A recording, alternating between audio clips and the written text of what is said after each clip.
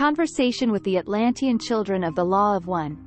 Part 9, From Angelic State to Degenerate Beings. Question.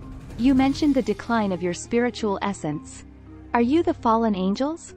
Answer. The more accurate question would be, were we the fallen angels?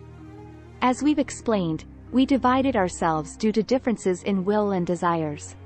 Some among us embraced this realm, causing considerable destruction, while others sought a return to the union of oneness.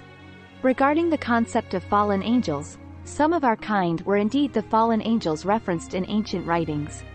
They fell not only from the sky but also from a state of glory and existence. Since they were initially spiritual beings, they were banished from accessing higher dimensions and have become disembodied consciousness trapped here. They linger, seeking hosts or individuals to manipulate for their own purposes. At times, they possess others to fulfill their desires, such as lust and greed, without the intent to evolve or learn from their experiences in this realm. Their pursuit of pleasure led to the destruction of our civilization, ultimately benefiting the inhabitants of Earth. Many of the suppressed memories in DNA serve to prevent these ancient malevolent entities from accessing and influencing you.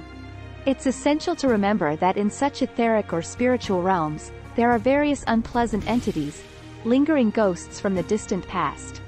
Question. You mentioned your supernatural abilities and how you initially had them but later replaced them with technological advancements. Could you elaborate on this? Answer. Supernatural abilities are a manifestation of cultivated consciousness, revealing that reality is fundamentally rooted in consciousness. When one engages with the conscious aspects of things, they can influence reality at its core. During that time, this influence may appear as magic, as we operated from the outer boundaries of the consciousness of earthly deities, directly interacting with them. Initially, we couldn't comprehend why the inhabitants of this realm failed to grasp this concept. However, with the passage of time, we became disconnected from this aspect of ourselves and leaned more on material substances, forfeiting these abilities. This shift had its benefits because we lacked empathy. If we were to connect with emotions, we could inadvertently cause storms and other destructive phenomena. Emotions were exceptionally intense for us, to the point of self-destruction.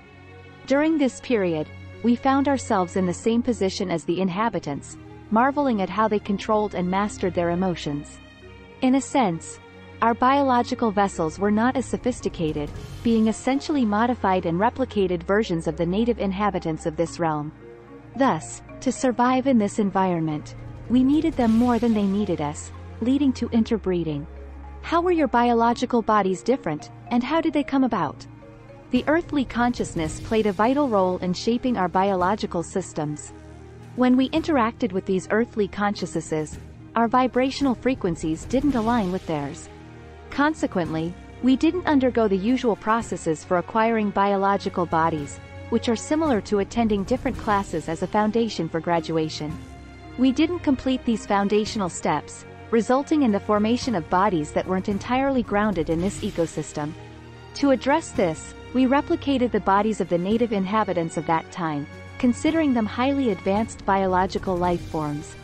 Initially, these bodies didn't require physical nourishment but drew energy directly from an etheric zone.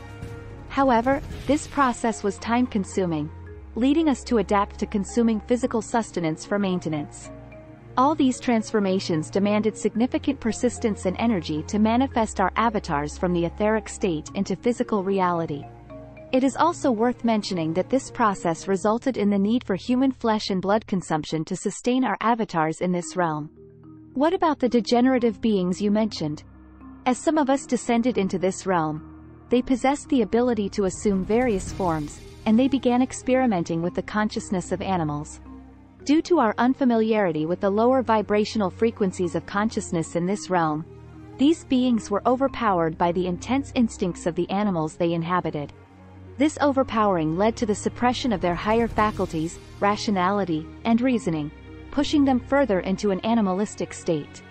This, in turn, resulted in the creation of deformed beings that were part human and part animal.